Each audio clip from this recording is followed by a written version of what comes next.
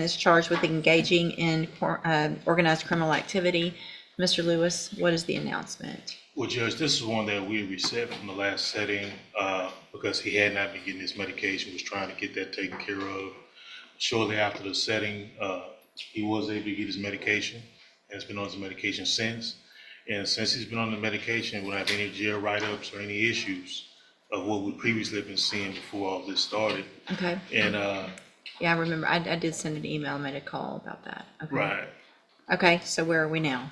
Well, I've talked with the state about the situation, and we were in hopes that now since we've got this issue resolved with this medication, he can go ahead with the ISF condition, and so we can continue on. But that's what this whole came from, that he was MTRP was this filed. shows. Sorry, it doesn't show MTRP on here. Yeah. Okay, sorry. No, I'm sorry. Okay, so Judge, if I may, I'd like Ms. Lopez to give her input. I think she has a little bit of a different opinion. Obviously, we all do in court, but I trust Ms. Lopez's opinion on this. we haven't gone through the motion, gotten any pleas on the motion or anything like that. No, we didn't do any of that. Okay, Ms. Lopez, would you raise your right hand, please, ma'am? Do you swear affirm the testimony you're going to give in this hearing will be the truth, the whole truth, and nothing but the truth? Thanks. So what's your position, I guess? Well, Your Honor, I would like to point out just a couple of things. Originally, this all transpired because he was sentenced to ISF and you had told him to get no further write-ups at the jail. He then received another write-up, and it was enough for you to ask Ms. Warner to specifically request that I file an MTRP. I received an email from her that stated that you specifically sent the report for it to be sent to me. And so that was why the MTRP was filed. Since then, we've had quite a few jail incident reports. I actually went and saw Mr. Jackson out of the jail in August 28th of 25, in which I informed him of the MTRP being filed, and I advised him, hey, you really need to behave while you're out here, because at this point you are going back in front of your judge. And then it continued. Now I understand that since he's been on his medication, he has not had any incidents. And so my request at this point would be that if the secret to Mr. Jackson behaving is medication, then I am still in favor of him going to ISF cognitive. However, I would suggest that he be placed on the mental health initiative caseload, forensic caseload afterwards, because if the only way Mr. Jackson is going to be able to function and behave in society is with mental health meds, then he needs to be on the mental health caseload. Absolutely. Additionally, however, I would say that it needs to be established that he be on zero tolerance, because if he's acting like this at the jail, I don't need him acting like this in the community. Agreed. And then I would also truthfully suggest that once he completes the mental health caseload, he then come to the high medium risk caseload, because additionally, if he needs all this help in order to behave, he needs to have serious supervision long-term or longer term. That's not to say that he won't ever end up on a regular felony caseload, but if he's having this much trouble behaving in the jail, it tends to say that he needs a little more assistance. I don't disagree with any of that. Do you, Mr. Lewis? No, I don't, Judge. This was definitely a situation where this is once I was appointed, of course, I had him evaluated for competency, and then to the point where when I realized that he hasn't been on any medication the entire time he's been in custody, that definitely stuck out to me.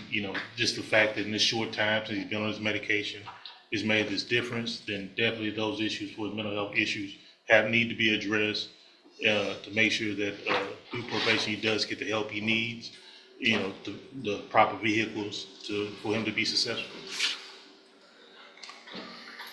What medication did they start, Mr. Jackson? I really don't know. You don't know what it's called? I don't know. But it's helping up. You take it every day? Even though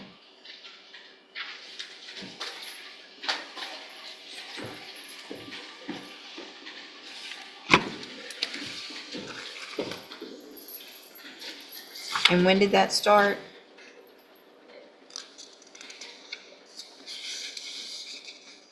It was about a week or two after the last court date. Okay, He was last here on January 6th. That's what I thought. Right. okay. These are all, the last one that I show is from Christmas, December 25th. Okay, thank you. So then what I need to figure out then if, there's obviously a motion pending. So either we go through the motion and I continue him with these. I think I'd rather do that than just dismissing the motion with new conditions. I'd rather go ahead and go through the motion, get pleas of true on that. I'll agree to what everybody's saying, but I think I want to do it the more formal way. Okay. So let's go ahead and go through that motion. Mr. Anders, raise your right hand, please, sir, the best you can. Not Mr. Anders, I'm sorry, Jackson. Mr. Jackson. Do you swear or affirm the testimony you're going to give in this hearing will be the truth, the whole truth, and nothing but the truth? Okay, you can put your hand down. So, and we never, so the ISF was just, we didn't go through any of this, please, ever. No. Okay. That was just part of that was an agreement with regard to admin hearing. Correct. Okay. All right, so, One of the conditions of his probation order is that he right. have no further issues at the jail. So we never even got, And then before we could even do the paperwork to ISF, he had issues at the jail. okay. So you haven't seen the light of day yet? No, You ready to? no. Okay, well, we're gonna give you the tools to do that, but it's gonna be up to you to take advantage of all that, okay? So you can see by what happened last week, if you ask and say, hey, I need something, then a lot of times people can help you. Y'all let me know that. I was able to contact the jail, things happen. So the important thing about all of this when you're on probation, whether you're in jail, whether you're at ISF, or when you get out, hopefully, if you're having things that aren't going right in whatever part of your life, your probation officer is going to be there to help you. They're not trying to revoke you. They're not trying to get you in trouble. They don't know if you need something unless you go to them, right? Okay. So I'm going to go through this motion and ask you for pleas of true or not true to the allegations in the motion.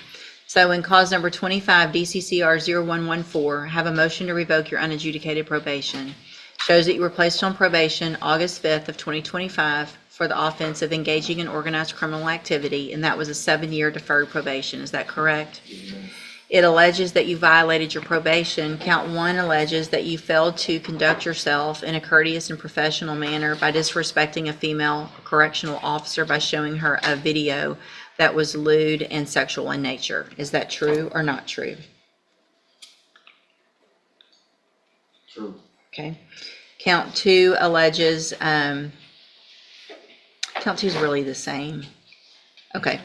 All right. So did you enter your plea of true to count 1 freely and voluntarily? No, And did you plead true because that's actually true? no. All right. And so, well, let me go through this and then we'll talk about some more.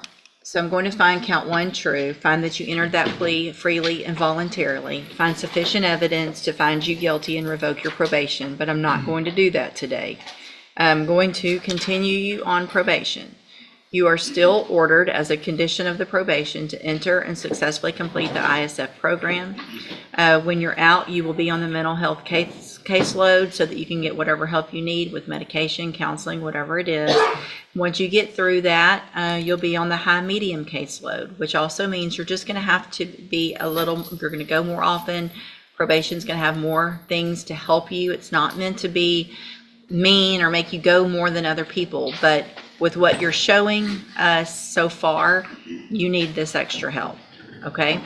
So if you do all of that, you're still on a deferred probation. You're still not a convicted felon. Today, just based on what I told you before about not getting in trouble, I could easily send you to prison for up to 20 years, just like that. And I understand that there's some behavioral issues going on, but I don't think any of those behavioral issues had anything to do with what you did to that correctional officer, okay? The cutting up, maybe the not being quiet, the fighting, all that stuff, maybe there's some issues.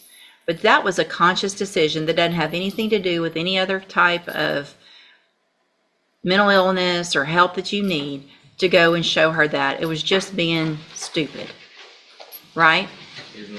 So if you make a choice, that's a choice. That's not something that we're going to blame on anything else.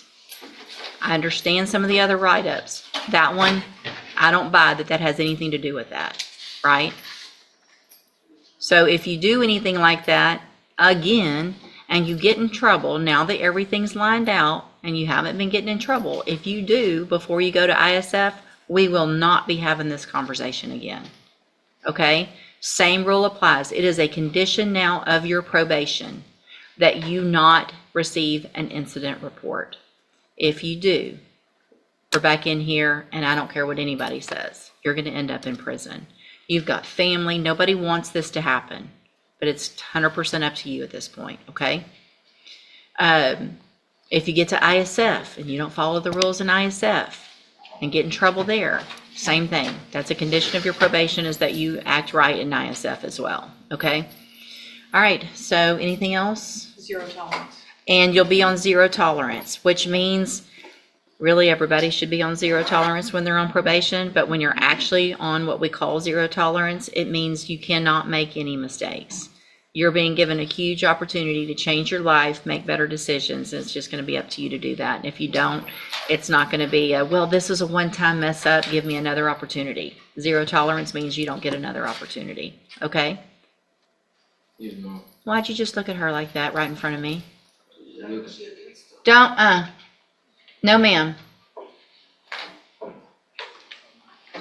No one is against him today. Don't say another word or you're going to end up in trouble. No one's against you today. They're saving you from going to prison today, because that's what I was probably going to do. Because I gave you a specific instruction and you disregarded that instruction, and I don't think it has anything to do with mental illness that you're showing ladies videos that are inappropriate in the jail. Nobody made you do that. She didn't make you do that. I didn't make you do that. Do you understand? This is personal responsibility. It's time for you to take personal responsibility, and it's time for you to make him take personal responsibility and quit blaming other people for what he's doing. That's what just I heard. So just hang on. Don't talk anymore. It's not going to help anything. You're receiving a huge chance today. And it's because of probation that you're getting that opportunity. Okay? So you remember that. It's because of them that you're getting this opportunity. Okay? Go back with the bailiff.